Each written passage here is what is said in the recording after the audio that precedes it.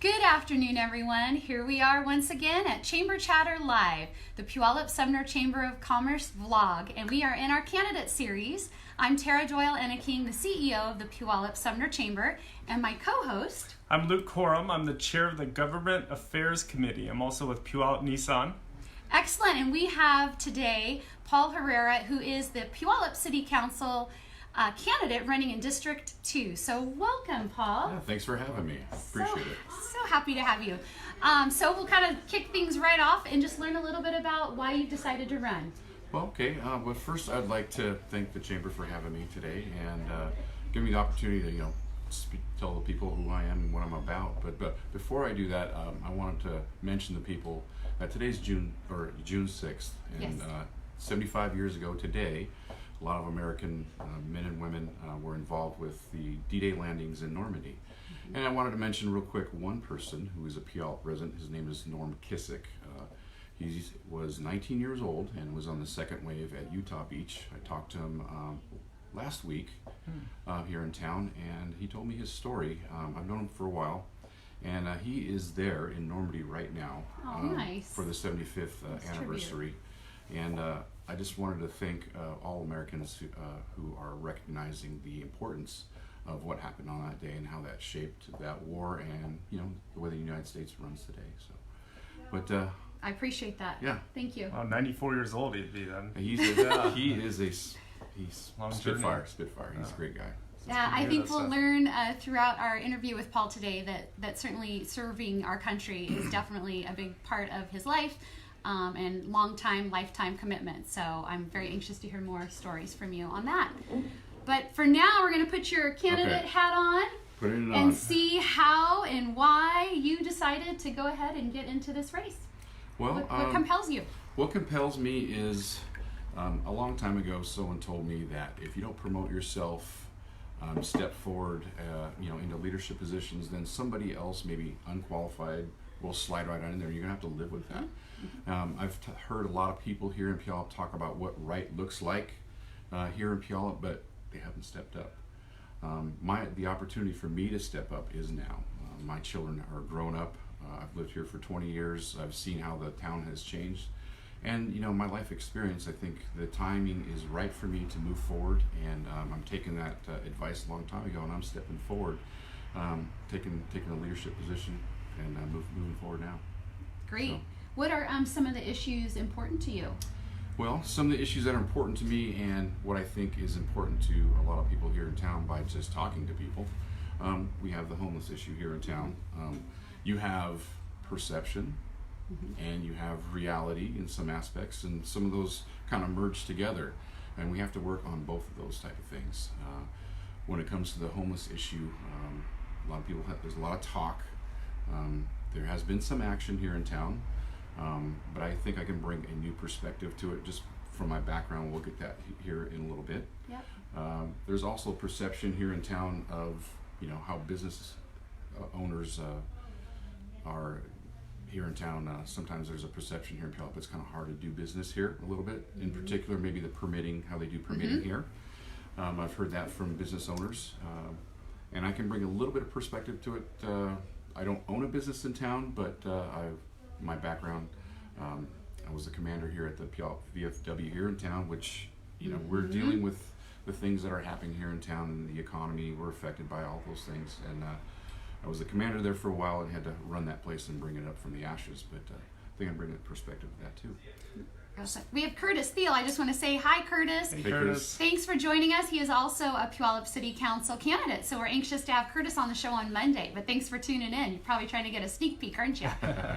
So your background, you mentioned, obviously you're a veteran, so tell us a little bit about that and also your current position now and what you do. Sure. My life experience in my military career, I started right off, I was 19 years old in the first Gulf War. It was 1990, so that's what was going on there. So went to basic training, and my first duty station was out in Germany, which is quite interesting. Then went to Fort Ord, California, and then landed here at Fort Lewis, where I met my wife. So my military career, I was in combat arms during that time. After I got married to my wife, I joined the reserves. So I was on active duty for about 4 or 5 years, and then went in the reserves. And in the reserves, I was in an Army boat unit, which was out of here in Tacoma. So I learned how to drive boats, landing craft, of all things. Like we were just talking about D-Day, landing craft. One little interesting thing about that, I've actually sailed in an Army boat up past the Arctic Circle in the Bering Sea, through the Bering Strait, looking at Russia on this side and looking on Alaska on the other. In 2004, I was called up on active duty again for the Iraq War. I was a squad leader of 10 guys in a gun truck unit, and we provided force security for convoys all over Iraq. So I would say that I was outside the wire. I was out with the people. I was out, all over Iraq. I've seen the country. I've seen the human side of war. I've seen, the camaraderie and the bond that soldiers get while being over there. Real interesting stuff. I was lucky that brought all my guys back. I had 3 guys wounded. One of them was an 18-year-old boy, a young man. But, that's one of my proudest moments, is being a squad leader over there and bringing everybody home. When I came back from Iraq, I thought I wanted to give back my experience in the military, so I became a drill sergeant. So I immediately went to drill sergeant school, and I was activated again, and did a full-time drill sergeant at Fort Knox, Kentucky for a year. My family came out during that time, and it was quite interesting. It was during around the surge time. I don't know if you heard about that. It's when the military was needed 30,000 more people, and everybody was going over to Iraq. So I was teaching what right looks like to young men and women going straight over there. So then I retired in 2011. So that's part of my military career there. And you're a police officer now? Yes, so I'm a police officer now. So I was in the reserve. So in the reserves, it's a part-time. So after I got off active duty in 95 or 96, I worked around warehouses and doing what I can do, driving truck. Worked for Keebler Cookies for a while there. Yeah. And then in the meantime, I was applying to be a police officer around, and finally I was hired by the Puyallup tribe as a police officer. So part of my time for the Puyallup tribe, I was a fish and wildlife officer or a conservation officer, enforcing fish and wildlife rules, and for a while there was the director of fish and wildlife in that capacity. Now I'm a night supervisor for the Puyallup tribe. I'm the SWAT commander for our team. I'm on the Swift Water Rescue task team also down here. I was an undercover narcotics detective for several years. And Quite the eclectic background. yes, and I'm a diver. I'm a police diver also. So. We've got Heather and Russell joining us as well. Thank you so much. Certainly chime in with any questions. We'll do our best to try to keep up with that and integrate you into this interview as well. Sure. So, Luke and I are both in a chamber-run program called Leadership Institute. And so we're getting ready to wrap up that course tomorrow, as a matter of fact. Our graduation is Tuesday. It was a great course. And so something that we've really kind of have a keen eye on now is leadership style. And so I guess if you wouldn't mind maybe telling us a little bit about what you feel your leadership style is. My leadership style is lead from the front. So I like to get in. I like to get in the mix.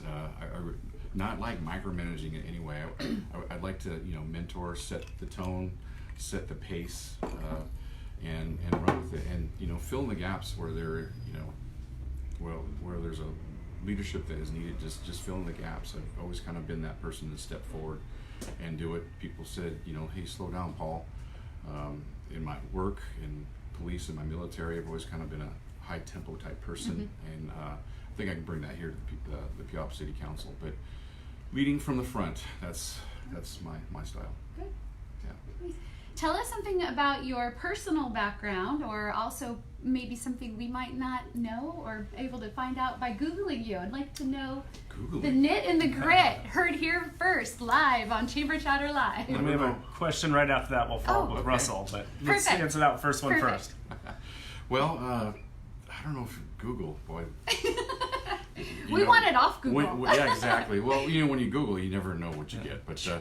well, something that maybe no one would know about myself is that I was a salsa judge at the Puyallup Fair. Not the dancing, but the eating. No, I was thinking dancing. Okay. That's the first thing I thought. Too. Yeah, and last year I was a meatball judge down there. So nice, that's you did a reputation.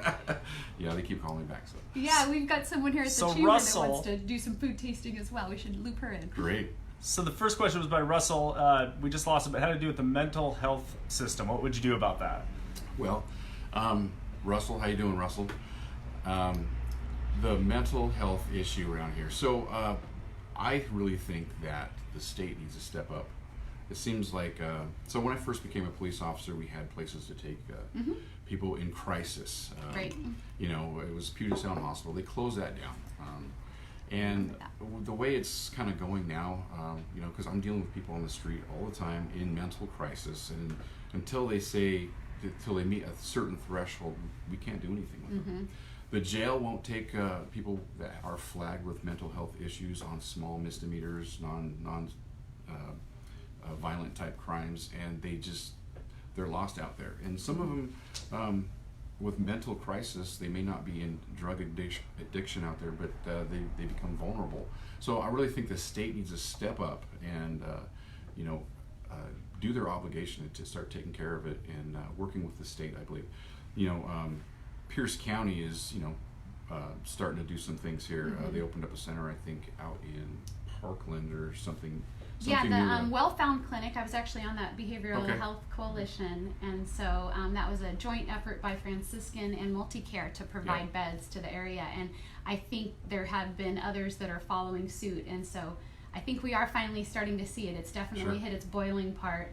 But some recent polls that have been done in this community, it is definitely the number one issue on voters' minds. Sure. So, and it's one prong to the homeless issue. yeah, and I guess I should say I'm tying in homelessness, mental health.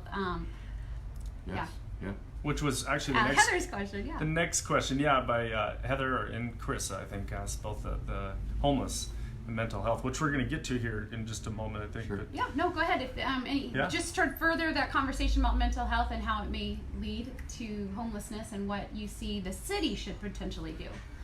Well, the city needs to have relationships, with the county. It's the city can't do everything. The city. A lot of people think Puyallup is huge. It's not huge. We're about 45,000 people, and you talk to people. It's like, hey, I live in Puyallup, and you're like, where do you live? On Canyon.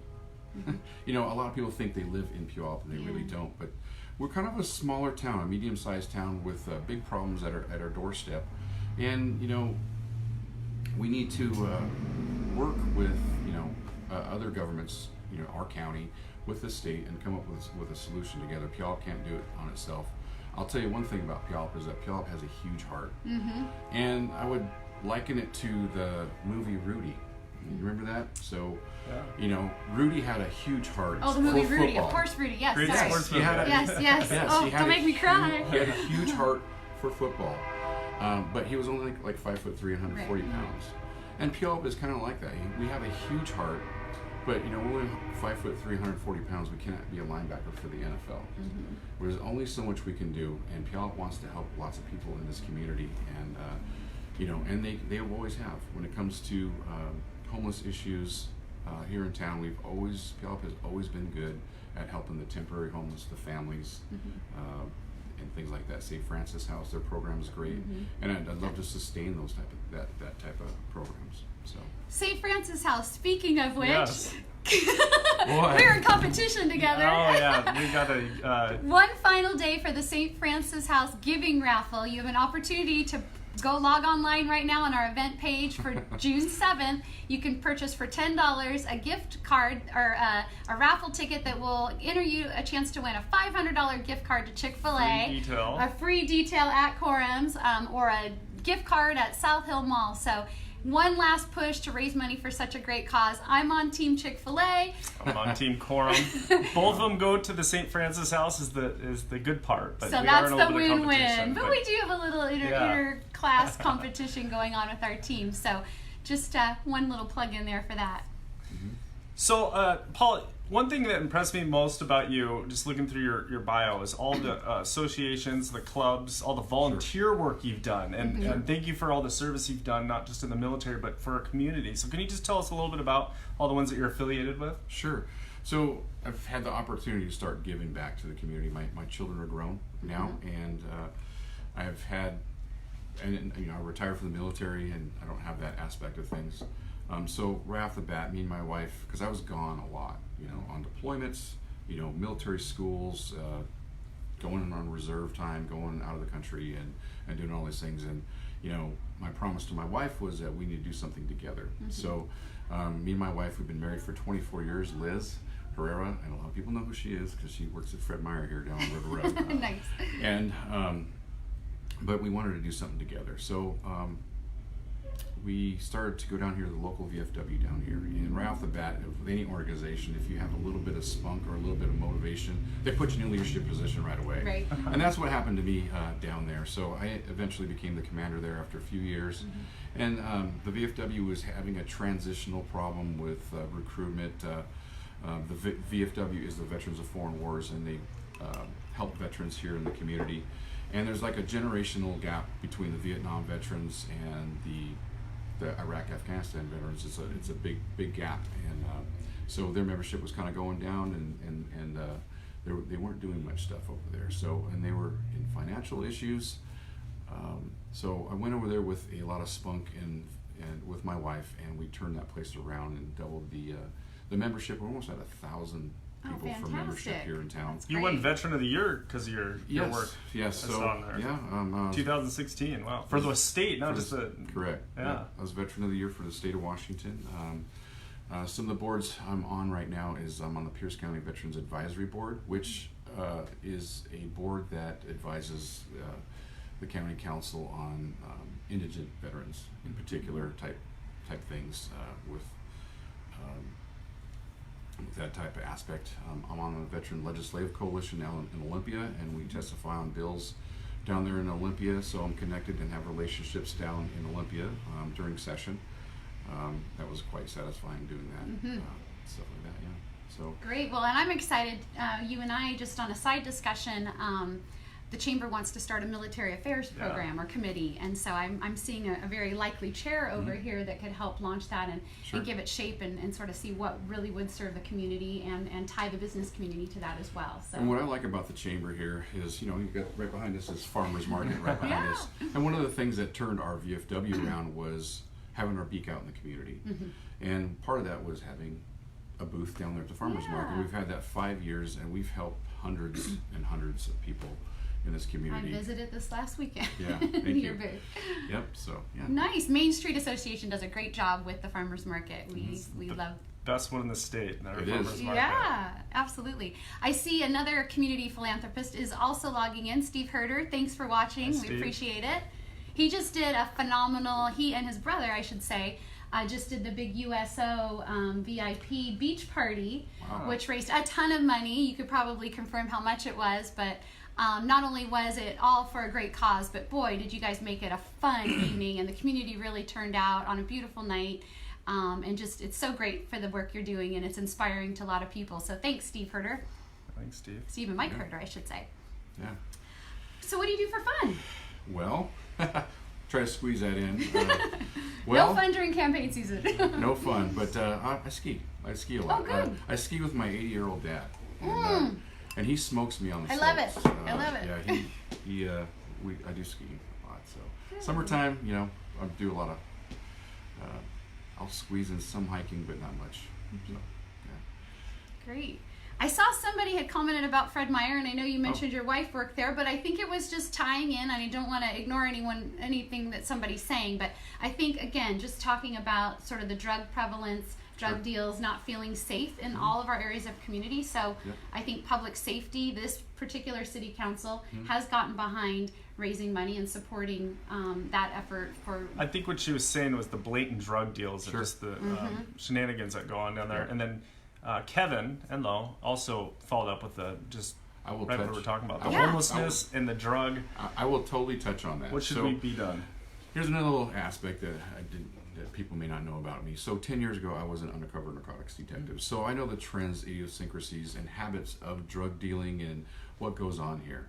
And when we first started out, and I worked for the tribe, we never did one before, so we stood up a narcotics unit. So we didn't really know what we should do. So we partnered up with the city of Puyallup. So I worked out of the police department here with their narcotics unit. They had a narcotics unit then, and I was working out of the office here for 9 months, doing stuff here in town. And that went away. They don't have a narcotics unit anymore. So I commend the council for adding police officers, but that's one step. We got to still move forward and focus on some of the issues. If you just hire a couple more officers and don't focus where we're going to, put those officers or focus on the problems. I did hear that the POP unit went away also, and that would be something that I would love to bring back. And the POP unit, the POP unit is the problem-oriented policing, and part of it would be probably have the narcotics unit. So when you have a narcotics unit in town, what happens is the drug dealers are always looking behind their shoulder because they don't know who's the snitch today or what's going on, and you'll never get rid of it. But you will put a crimp on it, and it won't be as easy to deal drugs out in the open, because it'll slow it down a little bit. Well, it certainly sounds like you have the background to address a lot of the very serious issues in this community. What would you say are some of the more defining, I guess, differences between your opponent? As they're sitting down at the ballot, we have had an opportunity to learn about it. He is the incumbent, but so what would you say are some of the key differences? So leadership, I think I can bring some leadership to this council on that team, or whoever is going to be on it for this next time around. I have an uncanny ability of fostering relationships and trying to get equally yoked and pull this wagon in the same direction and get things going. I have no doubt that people on the council want to do what's right here for Puyallup. And I just think there's a perception of lack of leadership, and I think I can bring that to the table. My background and what I do for a living now, it's not that far away. I have what's happening now. And the problem with government is that they're kind of reactive to things, and by the time they implement something, it's 3 years old. And I know what's happening now, what's coming up. And coming up on what's happening right now, and I know the human factor to homelessness. I'm not a robot. People think of police officers as robots. We're very human. We have, and being a combat veteran, being away from home, I would say that veterans, in general, have an amplified appreciation of home. So we want to do what's right, and I'm ready to do it. And I'm here to take that step forward. So Michael Fleetwood had a question. Paul, what are your thoughts on the proposed new Justice Center for the city? I worked out of the Puyallup Police Department, and it is a tight place to work. It's very hard. For years, we've needed a new Justice Center. So moving forward with that, we got bond issues coming up. It's probably the worst time to maybe throw a bond up in the air. With all the taxes coming from Olympia, the tidal wave that's coming down, it's going to affect our people with fixed incomes here in Puyallup a lot. And trying to throw that in on top of that is going to be tough, because we don't want the bond to fail. We don't want it to fail. So I guess what the council is going to have to figure out is what they're going to keep, how they're going to trim, and I'll expand a little bit farther on that. It's very important to keep a jail here. I'm in support of having a jail here, mainly because the city next to us, Fife, they lost their jail about a year and a half ago. And I'm sure if you've lived in this town, Fife used to have the reputation of, well, be careful because they will pull you over, give you a ticket. Speed trap. Not just that, even on the street.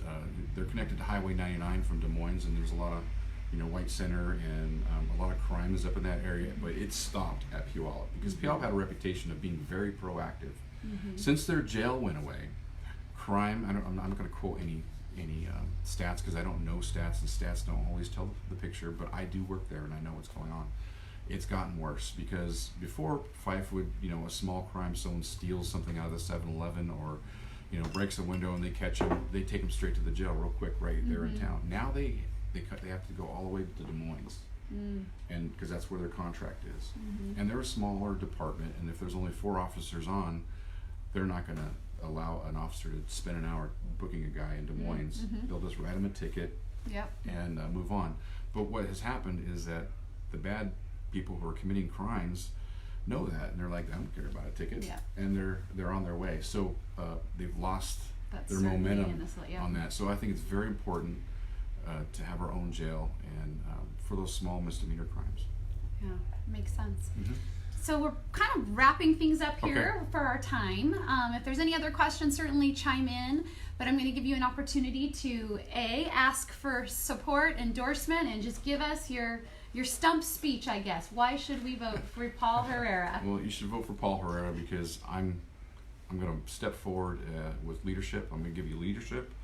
I have a background that knows what's going on here with the homeless issues. I'm excited to volunteer. With all my volunteer background and stuff like that, I have a lot of relationships that can get things done here in town. So I would love to have your support. You can watch me on my Facebook page, elect Paul Herrera to Puyallup City Council. I have a victory garden going on at a World War II's house that I've been growing in that area. So just, so. Yeah. Good. Well, awesome. Thank you. It was a great interview. Yes. Great to get to know you better. Thanks and for Luke Korum, I appreciate you co-hosting with us. So stay tuned on Monday. We'll be with Curtis Thiel, another Puyallup City Council candidate. Have a great weekend. Thanks for tuning in. Thank you. Bye-bye now. All right, thanks.